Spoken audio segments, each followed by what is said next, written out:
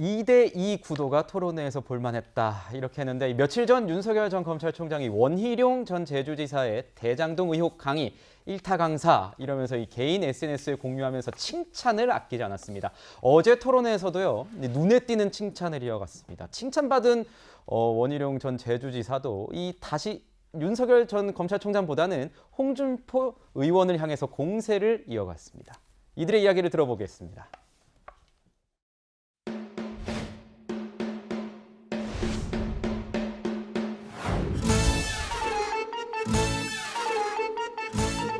제가 그 오늘 보닌 그 대장동 일타 강사 유튜브를 봤습니다.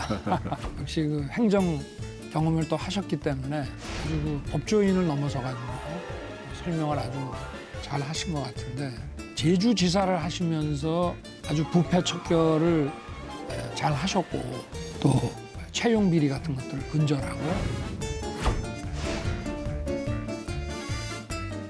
홍 후보님께서 5만 불로 가기 위한 성장을 문재인 정부의 소득 주도 성장을 극복하기 위해서 고용 주도 성장이라고 했더라고요. 맞죠? 예? 고용 주도 성장.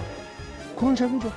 예? 아, 그런 셈이라뇨. 그러니까 공약집 제일 큰 활자로 써놨던데요.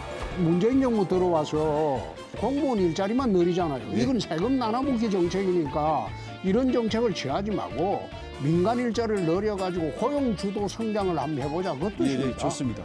저는 문재인 정부의 아류라고 보거든요. 어떻게 생각하십니까? 원 지사님은 지사 7년 하시면서 지금 말하신 대로 해왔습니까? 예. 예? 그래 해서 제주도가 잘 살았습니까? 아, 네. 이 토론하는 모습 봤습니다. BGM이 재밌어서 그런지 이 내용도 좀 재밌게 들려보이는 것 같은데. 자, 저 윤석열 전 검찰총장 이 원희룡 전 제주지사와는 깐부, 그러니까 요즘 유행하는 오징어 게임 속에 나오는 깐부, 이 동지적인 관계를 형성해가는 게 아니냐 이런 분석들이 나오는데요. 박성배 변호사님께 좀 여쭤볼게요. 윤 전 총장이 어제 토론회에서도 원희룡 지사에 대해서는 좀 이렇게 뭔가 가까운 마음을 드러낸 것 같은데요. 이게 뭡니까? 뭐 4위권 후보, 뭐 지금 순위는 제대로 나오진 않았지만 뭐 4위권 후보라는 분석이 나오니까 이 4위 후보에 대해서 이게 뭐라 그럴까요? 애정표, 구애라고 할까요? 뭐라고 할지 모르겠지만 이런 표현을 하는 이유는 뭘까요? 경선은 경선 그 자체로 종결되는 것이 아니라 그 다음 수순도 생각하지 않을 수가 없죠. 1위 후보든 4위 후보든 경선 이후에 전국의 진행 방향을 늘 염두에 둘 수밖에 없습니다.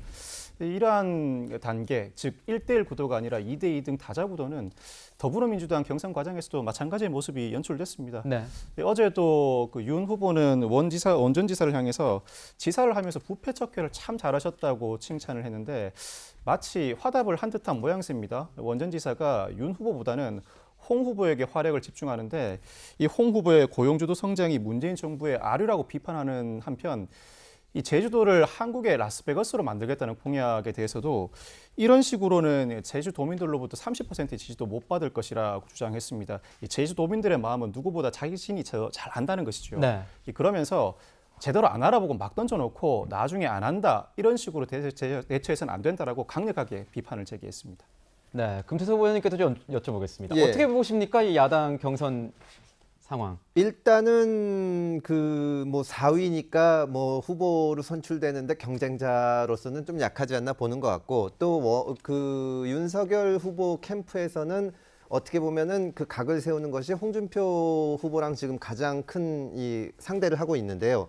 새로운 인물이다, 개혁적이다 이런 이미지를 계속 갖고 싶어하는 것 같습니다. 네. 그런데 원희룡 후보는 과거서부터 이 지금 현재 국민의힘 쪽에서는 개혁적인 세력으로 쭉 자리매김을 해왔고 지금도 그 토론에서도 나왔습니다마는 일타 강사 이런 거를 거치면서 합리적이고 실력이 있는 사람 이런 이미지를 차용하려고 하는 것으로 보입니다. 네, 그렇군요. 자, 뭐 여당은 이제 경선이 끝났고 야당은 경선이 한창 진행 중입니다. 이 정치권 상황 계속 지켜보도록 하겠습니다.